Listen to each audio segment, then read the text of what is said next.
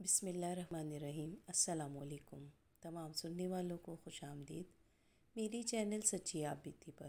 تو جن دوستوں نے ابھی تک میری چینل سچی آپ بیتی کو سبسکرائب نہیں کیا ہے وہ اسے سبسکرائب کریں اور بیل کے بٹن کو آل پر پریس کریں تاکہ آپ کو ملتی رہے چینل پر آنے والی تمام نیو اپڈیٹ۔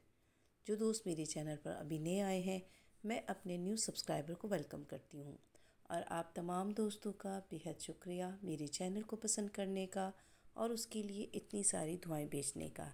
اسی طرح میرے چینل کو سپورٹ کریں۔ بہت بہت شکریہ آپ سب کا۔ بڑھتے ہیں آج کی سچی آپ بیتی کی طرف، جو کہ ہمیں کراچی سے بھیجی ہے روبی نے۔ سنتے ہیں روبی کی سچی آپ بیتی۔ روبی بتاتی ہیں کہ یہ واقعہ جو ہے 95 کا ہے، جب میں کسی کے گھر میں ٹیوشن پڑھنے جایا کرتی تھی، اور انہی کے گھر میں قرآن مجید کی تعلیم بھی حاصل کرتی تھی۔ جن کے گھر میں ٹیوشن اور قرآن پڑھنے جاتی تھی وہاں پر وہ 4 بہنیں رہتی تھیں، یعنی کہ ان کی 4 بیٹیاں تھیں، اور چاروں ایک سے بڑھ کے ایک حسین، اور اس سے بڑھ کر ان کے بال جو کہ بے حد حسین اور بے حد لمبے تھے۔ تمام بیٹیاں اپنی خوبصورتی میں مثال تھیں۔ اچھا، ان کے گھر میں جو تھا صحن کافی بڑا تھا، اور صحن میں ہی ان کے آم کا پیڑ تھا۔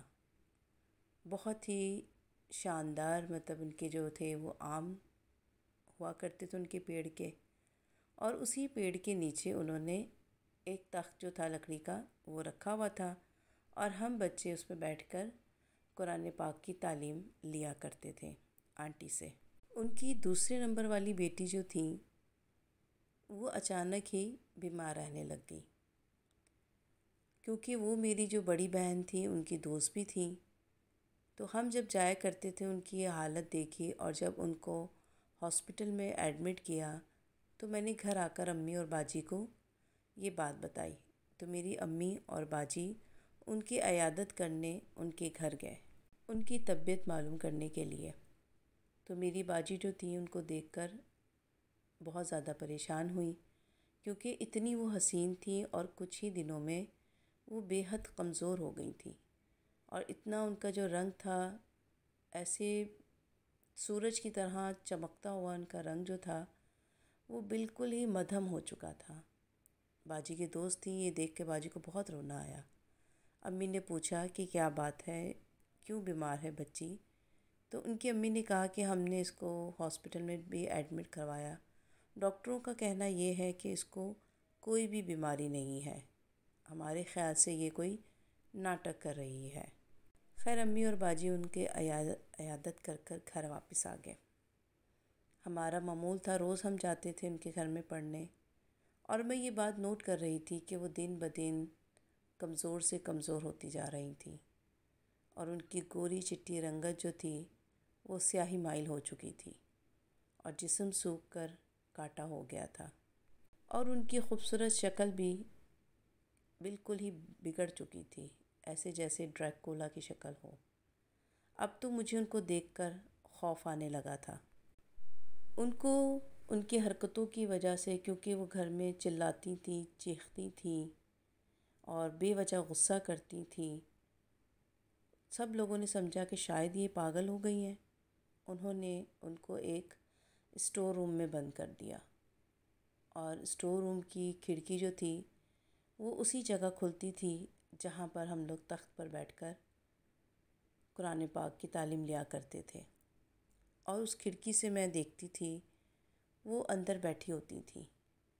ان کے جو اتنے حسین اور خوبصورت بال تھے اب وہ کاٹ دیے گئے تھے، کیونکہ کسی عالم نے ان کی بہت زیادہ پٹائی کی تھی، اور ان کے وہ حسین بال جو تھے وہ بھی کاٹ دیے تھے، اور وہ وہاں سے بیٹھے بیٹھے مجھے اشارہ کیا کرتی تھیں، اپنے ہاتھ کے اشارے سے مجھے اپنے پاس آنے کو کہتی تھیں۔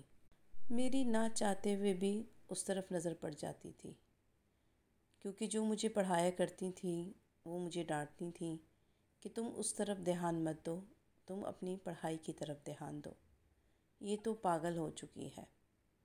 اور وہ مجھے اکثر ایسی آواز میں بلاتی تھیں کہ آؤ، ادھر آؤ، میرے پاس آؤ، تم بہت پیاری ہو، ادھر آؤ۔ ایک دن اسی طرح میں اسی تخت پر بیٹھی ہوئی پڑھ رہی تھی کہ میرے سر کے اوپر کیری آ کر گری۔ پکی ہوئی کیری تھی، وہ اتنی زور کی میرے سر پہ لگی، میرے سر میں شدید درد ہو گیا۔ اور جب میں نے اوپر دیکھا کہ یہ کیری کہاں سے آ کر مجھے لگی ہے تو مجھے بہت زیادہ حیرت ہوئی، کیونکہ وہی باجی اوپر درخت پر بیٹھی ہوئی تھی ٹہنی پر، اور مجھے دیکھ کر ہنس رہی تھی۔ میرے دیکھے دیکھے سب بچوں نے بھی اوپر دیکھنا شروع کر دیا اور وہ پاگلوں کی طرح ہنس رہی تھی۔ اسی ٹائم ہمیں آنٹی نے چھٹی دے دی اور ہم لوگ گھر آ گئے۔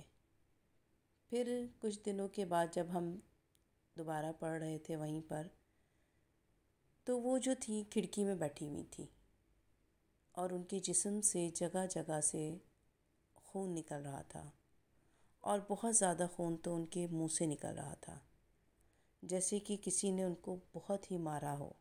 ان کی یہ حالت دیکھ کر مجھے بہت ڈر لگا، کیونکہ پورے جسم پہ ان کے بہت نشانات تھے، اور بال جو کٹے ہوئے تھے ان کے سر سے بھی خون بہہ رہا تھا، جیسے کہ ان کا سر پھٹ گیا ہو۔